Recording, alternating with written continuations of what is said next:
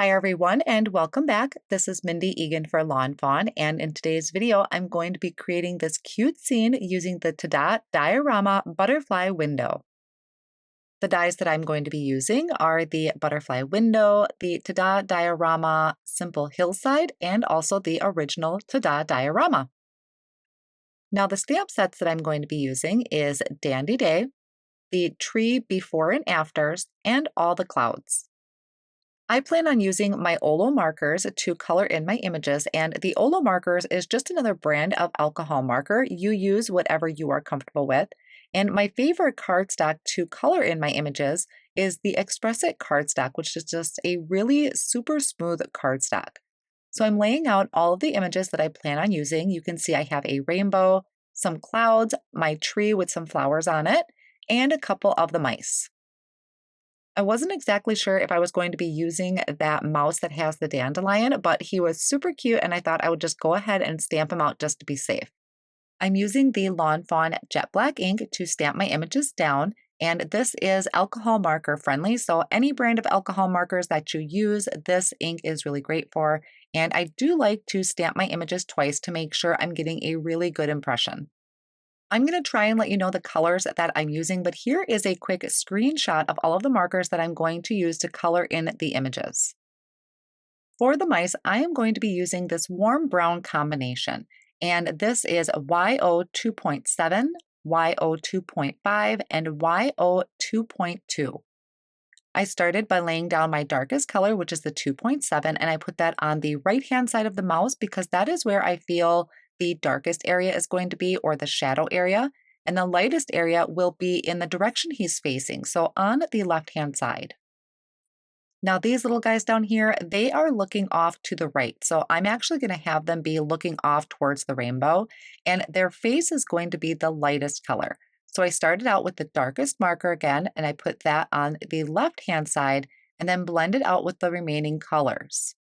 I'm only going to be going over my images once because the cardstock is so super slick that it stays wet longer on top of the paper and allows me to blend it a little easier. For the ears and the belly, I am using R0.1 and adding a little bit of shading with R0.2. For the nose, I'm going to use R0.3, and then I also went around my blooms on my tree with that same kind of coral color. I thought it was a nice spring color for my flowers, and then I'm also going to use it for the first band of my rainbow. On the dandelion, I'm going to use G0.1, and I just went over those stamped lines, and then came in with G1.4 for the stem. I'm also going to use this G1.4 as my dark area for my leaves, so I went through and I really just added a line of that color. There isn't any flicking involved, just adding a line on one side of the leaf, and then I'll come in with a YG2.3 and finish filling those leaves in. I'm also going to color in my band of my rainbow down there where the green would go, and then I can move on to my tree. Now for the tree, I am going to be using OR 4.7, OR 7.6, and OR 4.4. I use that OR 4.7 as my darkest color and then blend it out with the remaining ones. And then I can come in and start filling in the bands of my rainbow. I did an O 2.4, Y 2.2, and then I already had the green, so I moved on to BG 2.4. But I felt like that light green was a little too close to the yellow, so then I came in with a YG 2.5. Then for my clouds that I have here, I am just going to outline the inside of each of the clouds, and I did that with BG 2.1. After I have everything all colored in, I'm going to take the coordinating dies, line them up, and hold them down with a low-tack tape and run those through my die cut machine. One of the things that you may have seen me do before, and I do this constantly, is when I am die cutting out images, I usually will die cut out another one out of plain white cardstock, and then I layer it together with some liquid glue or a tape runner. And what this does is just add a little bit of stability. I don't want to say like a chipboard piece, but it just has a little bit more to it than just that thin piece of white cardstock. Then on to my diorama. So I'm going to be using the Spiffier Speckles collection pack. This is actually a piece I cut out of the 12 by 12 paper. And this is the white piece with the gold splatters. And I actually die cut almost everything out of that paper. I did do the green speckles with the gold flicks on it for the grassy hillside, but everything else I pretty much did out of that white with the gold splatters on it. For our panels that's going to show behind our window, you have some score lines on there provided by the die. And I like to call them small, medium, and large because really that's what it is. So the small piece, when you fold it, you'll see how each section goes in that size, the small, medium, large. So I like to fold them just to give me a better visual. And then my biggest pieces, I'm going to put towards the center. Then I'm taking these little like feet type dies and I'm having it so it is flush with the bottom of the paper. You can see the arrows there.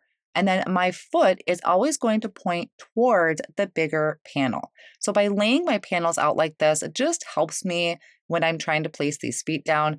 There I went ahead and folded along those lines. Again, I'm going to take the other foot, line it up flush with the bottom of the paper, hold that down with a low tack tape, and making sure that that foot is pointing towards the larger panel. So that will cut out our inserts for our hillside. Now for my window, I have the Spiffier Speckles paper here. You're going to notice that I do end up changing it, but the process is going to be the same. I'm taking the butterfly window and I'm centering that in this panel that has the notches cut out. So I did die cut out 2 panels like that. One of them is going to be our backer piece. The other one is going to be our window piece. You will also have to die cut out these 2 strips that have that notch in it, and there's going to be score lines on there that the die provides. So I just fold along those score lines, and then I'm going to set it off on the side to work on my window panel. These are the panels you're going to see through that butterfly window. So I'm lining these up. You can see I flipped it over, making sure that those slots line up in the back, and then I'm holding this with some Post-it tape. I want to stencil on some clouds on the front panel, so I really want these to kind of be right next to each other so they line up in the window on the front of our card. Then I'm going to take my cloudy stencil. I'm going to just kind of tack that down with a tape and then bring in some Moonstone ink and lightly ink blend on these clouds. Now, I don't have anything right now holding my kind of window panel there down to my work surface, but you can see as I start moving down, it's starting to shift. So I do bring in some Post-it tape to secure that down. And at the very bottom, I'm going to just use that Moonstone ink and ink blend it up towards the top of the clouds. I'm also going to use this cloudy stencil on my backer piece. So this is the piece we're going to see in the background. And I got a little smarter this time. I took some Post-it tape, I rolled it up, placed it on the back of the panel, and that just kind of lightly tacks that down to my work surface. You could also use a sticky mat if you have one, or you could use your magnetic work surface. This was just really quick and easy for me to do. And then once again, I went through and added on those clouds. I did these just like before and then added some light blue to the bottom. Even though we're probably not going to see the very bottom of it, I just like to have that finishing touch.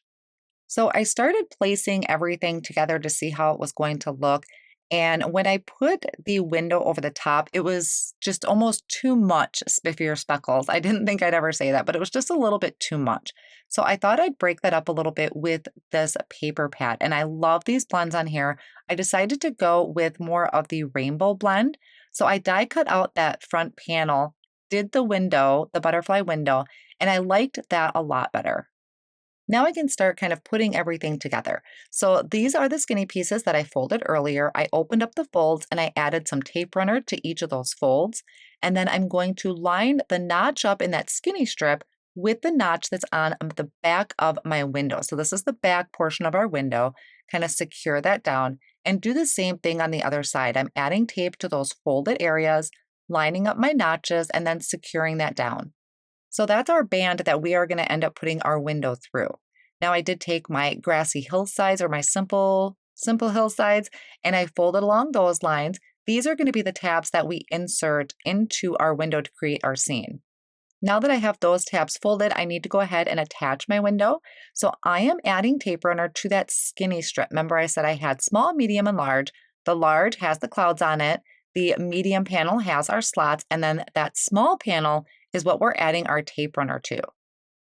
So I lined those edges up with the edge of my backer piece and then secured that down in place. Now we have our grassy hillsides that we are going to insert into those slots. So that's where you want to fold those up, slide those into those slots, but you want to open them on the other side. That's kind of your stopper so that they don't go back through the slots on you. And you can fold them backwards. You can fold these towards you. I like to fold them towards me. It's just easier for me to manage them when I'm trying to get them through those slots. And being that the height is different for the slots, it doesn't matter which grassy hillside you put in the front. You could have more of the spiky grass in the front like I did, or you can put it in the background. And I gotta say, I love creating grass out of these spiffier speckles paper packs. I love the green color or the shade of it, and then having those gold flicks on there. So now as I kind of adjust this, you can see how this is starting to form our little scene. So I'm bringing in all of my pieces, and I did speed this up because I did play around with it a little bit. I ended up kind of trimming some pieces down so that it looked like it was continuing off of the backer piece. So what I did is I trimmed off part of the tree, and that's going to line up on the left-hand side. The rainbow, I went ahead and added my clouds to, and I trimmed off just part of that so it looks like it continues off on the right-hand side. I end up placing the clouds just a little bit too high for the window, and later on when I figured that out, I do kind of pick that up a little bit, rub away any adhesive that's exposed, and place that down just a little bit lower so you can see it better through that butterfly window. And then finishing it off, adding a little bit of tape runner to the bottom of my mice so that they are right in the center and looking up that pretty rainbow up in the sky.